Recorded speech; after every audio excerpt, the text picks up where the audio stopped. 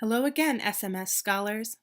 Today, we're going to start looking at keywords and the language that databases use to store and access information.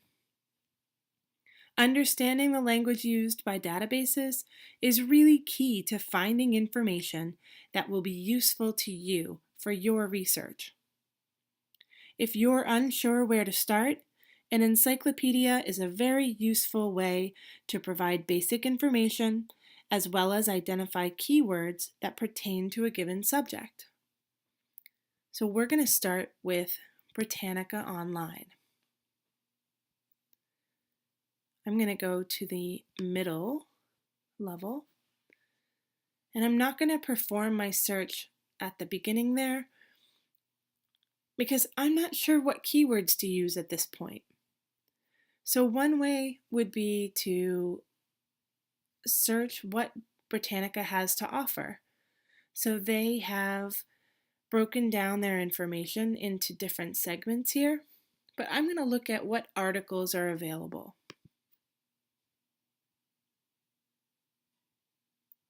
Once I've chosen articles, on the next page, Britannica sorts the information into subjects. I'm looking for an ancient civilization, so I'm going to choose history. Once I do, you can see that there are 100 results of articles that pertain to history. That's still too much for me to search through. So luckily, they also break it down into time period. So I'm going to start with ancient world.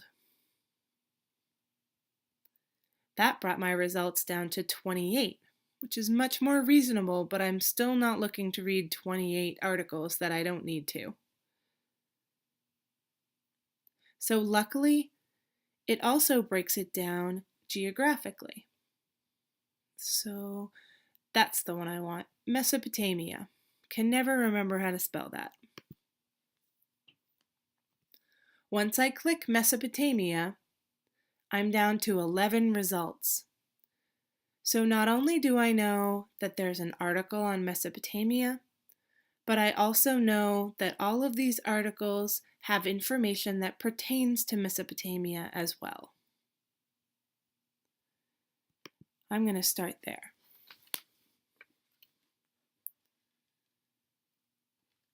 The article gives us an opportunity to recognize some keywords related to Mesopotamia that we may want to look at later.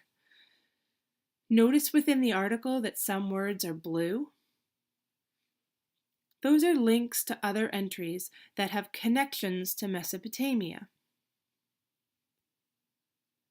They also have articles connected to them, which would help me dive into that information even more deeply.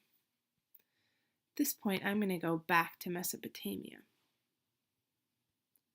Identifying keywords within our article will help us make connections around what we are learning. It also identifies the language used within databases. So recognize that this is where I would find the information and that this is where I would find another article. Okay? It's really helpful to understand how they have categorized all the information and all the articles within the database. Sometimes the words that I would use are not the words that the database would use. Identifying the blue highlighted terms in this article help us understand key terms related to Mesopotamia.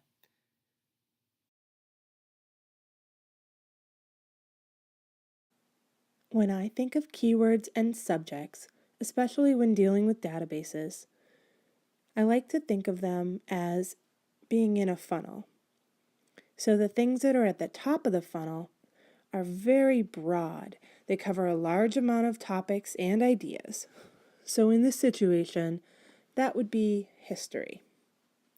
And as we move down the funnel, we weed out a bunch of different things that we're not interested in. So we're getting more specific, and in this case, we're looking at only the ancient world. Even more specific is Mesopotamia. We can even get more specific and talk about things that just relate to Mesopotamia, and those would be where things start getting very specific and more narrow. So think about your keywords and your subjects as they fit into a funnel. And if you need to, sometimes you need to move back up the funnel if you've gotten too specific and you can't find information about your topic.